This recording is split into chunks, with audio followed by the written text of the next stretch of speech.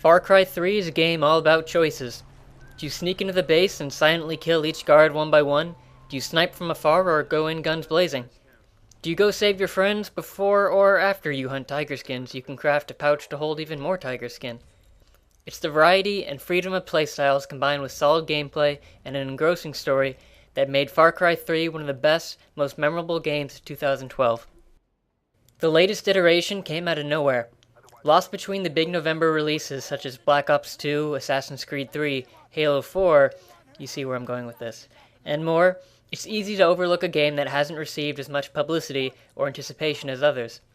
Don't let its lacking of attention fool you, however, as Far Cry 3 is anything but. You play as the aptly named Jason Brody, a California native out on vacation with his friends who's lured into skydiving above Rook Island and is captured by pirates to be sold into slavery.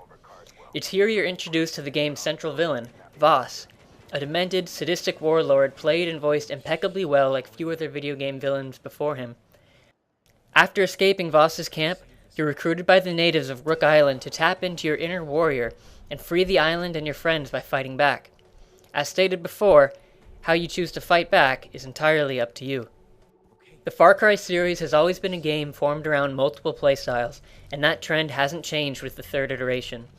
There's so much to do in this game and so much to see that you'll find yourself avoiding the main story entirely, just to find out what's in that underwater cave or how far you can manage to fly using the island's plentiful hang gliders. With a leveling up system based around earning skill points for experimentation, upgrades for your character for hunting specific wildlife, and completing side quests, you'll have no shortage of side activities to keep you entertained if the plight of saving your family and friends proves dull. You find money from looting dead enemies and finding chests lying around in abandoned sheds and caves, which usually hold ammo or trinkets to sell back to the stores for weapon attachments, ammo refills, or medical supplies. Doing these side quests are not only addicting, challenging, and fun, but outfit your character with better supplies, incentivizing you to complete them. One of the themes of the game is what it takes from you when you take another's life, and ironically, you end up taking a lot of lives and level up because of it. Kills grant you experience points, which grant you perk-like additions a la Fallout 3 to your tataos, which range from swimming 25% faster to shooting your pistol from a zipline. Headshots are worth more XP, as are silent knife takedowns and multi-kills. None of this would be as fun, however, if it didn't look so great doing it, and thankfully, Far Cry 3 is gorgeous. Straight out of a Bahamas travel brochure, Rook Island looks and sounds like a paradise.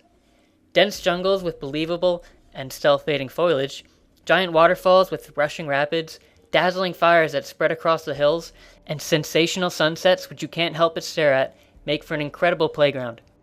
The graphics aren't the greatest we've seen yet, but that isn't to say they aren't fantastic, and considering there's no slowdown with a solid frame rate, I have no complaints. Sound design is excellent as well. Gunshots are powerful, as is the sickening scoop of skinning an animal for the first time.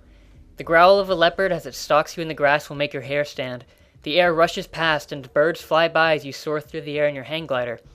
What must be commented on is the voice acting of the supporting characters. Vaas's monologues are frightening and heartfelt, and the cutscene acting is top-notch.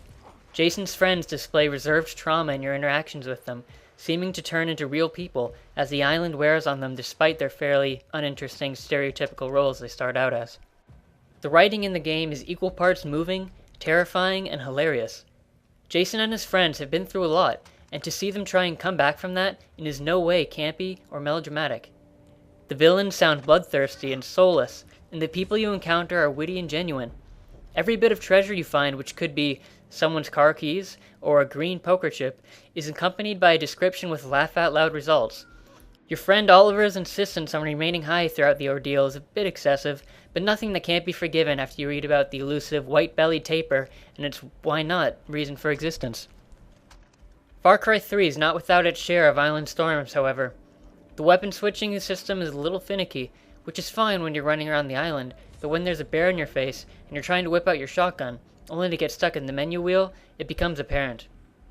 Path of the Hunter side missions are fun until that last remaining deer decides to run out of the kill zone and over a cliff, leading you to run in circles for 10 minutes trying to find it. Driving can be somewhat of a pain as well when they don't highlight the proper roads to take. Perhaps this is just acting spoiled since the days of GTA 4's in-game GPS, but you'll find yourself driving off cliffs or circling back to find that one bridge to get to your next objective more often than you'd like. It got to the point where I almost avoided driving entirely. Besides, it was usually more fun to find a hang glider instead. The multiplayer and co-op can't compete with the main story, but are certainly strong enough diversions to merit a playthrough. Co-op is split into 6 chapters with simple objectives, such as clearing out an enemy base, or the always popular blowing of a bridge. There's a class system involved for assault, sniper, rush, and support characters, but unless you get 4 people to actively play their role, you're all going to find yourselves at the front line fighting for kills. If you play online, you can unlock weapons, attachments, and perks as well, which negate the fear of seeing a body armor-toting enemy when everyone on your team is equipped with explosive arrows.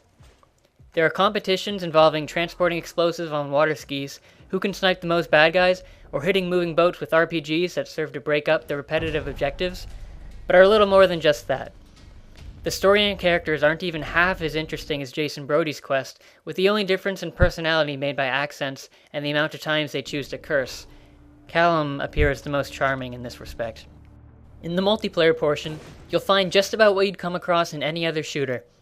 Your smorgasbord of team deathmatch, domination, and capture the flag variants are spiced up slightly by battle cries, a power-up you can give to your team in the heat of battle, such as more health or better accuracy.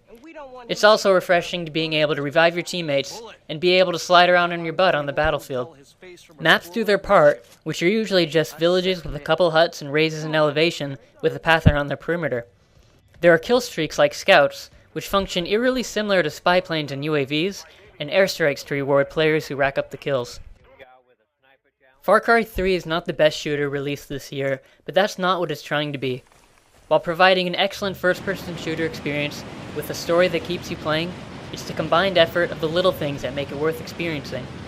The way Jason brings the gun closer when he approaches cover, how dust kicks into the air when you slide across the dirt, how you can tell you're drowning not by meter, but by blurring vision and Jason's desperate internal gasps. When you make your first kill, Jason is mortified. When you skin an animal, he cringes in a why me manner and groans in disgust. He pants for breath when sprinting and grunts when he falls too far and thuds to the ground, his hand slamming forward to help break it. It's these little touches and animations that serve to make Jason appear more human than your typical first-person shooter badass, and make his character all the more relatable because of it.